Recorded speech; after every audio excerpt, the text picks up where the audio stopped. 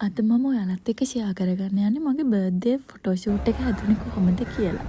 ඉතින් මම මේ තනියම බස් එකේ යන්න හදන්නේ මගේ ඩ්‍රෙස් එක තෝරගන්න. මං ගියේ මෙන්න මේ ෂොප් එකට. ඒකේ ලස්සන ගවුම් තියනවා ළමයි.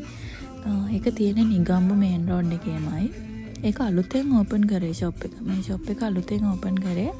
ඉතින් මං තනියෙන් තමා මගේ ඩ්‍රෙස් එක තෝරගන්න ගියේ. හස්බන්ඩ් ඒවල හිටියේ නෑ. ඉතින් මේ මං ඇඳුමක් තෝරගත්තා. හැබැයි මං ගන්න ගිය ඇඳුම නෙමෙයි ගත්තේ වෙන ඩ්‍රෙස් එකක්.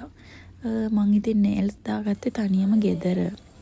ඉතින් ළමයි මගේ බර්ත්ඩේ එක තියෙන්නේ අගෝස්තු 11. හැබැයි මං ෂූට් එක කරන්න හිතාගෙන හිටියේ 5 වෙනිදා අගෝස්තු. ඉතින් මාව ලස්සන කරේ සැලොන් සඳා කියලා කඳානේ අක්කා කෙනෙක්. එයා මං පොඩි කාලේ ඉඳන්ම දන්න කෙනෙක්. ඉතින් මං ඒ නිසා යාව මගේ බර්ත්ඩේ ෂූට් එකට තෝරගත්තා. එයා මං හිතපු විදිහට මට නෝමල් මේකප් එකක් තමයි දාලා දුන්නේ. මොකද අපි එදා හවස තමයි ෆොටෝ ෂූට් එකට ගියේ.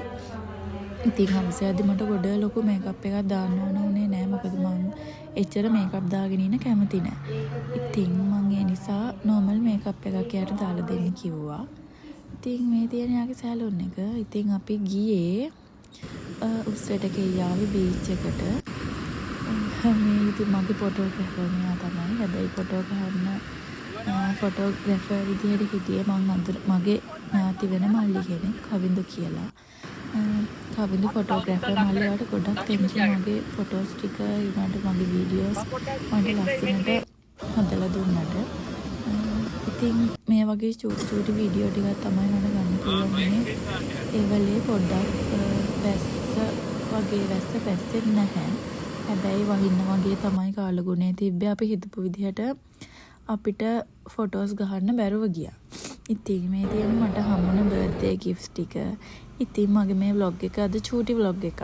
මේ තියෙන මගේ ෆොටෝස් ටික මට තෑගි දුන්න මාට මාව ලස්සන කරපු සැලුන් එකේ අක්කට ඒ වගේ මාට ලස්සන ෆොටෝස් ටිකක් ගහලා දුන්න මගේ ඒ මල්ලි කවින්දු මල්ලි ඔයාලට ඔක්කොටම thank you.